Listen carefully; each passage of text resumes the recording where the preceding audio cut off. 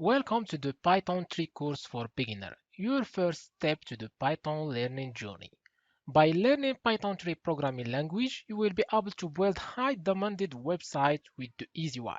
In this course, you will be introduced to how to setting up a system variable for using Python from the Windows command prompt and also cover using Python from the built-in integrated development environment, the IDLE. Every section will be going to let you be able to understand the four Python collection data type, create, manage, and update the lists, the tuples, the sets, and the dictionary.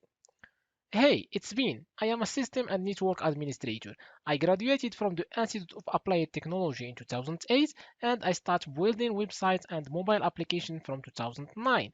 I keep learning every day and I succeed to build my strategy to easily understand any programming language. So, through the course, I will share with you my 10 years of knowledge that will let you get in Python language and use it as an easy tool. Through the course, maybe you will feel that my accent is a little strong because English is my third language, but I will guarantee to you that by following the course, you will get accustomed to my accent and you will be able to understand the course better. So, see you in the next lecture.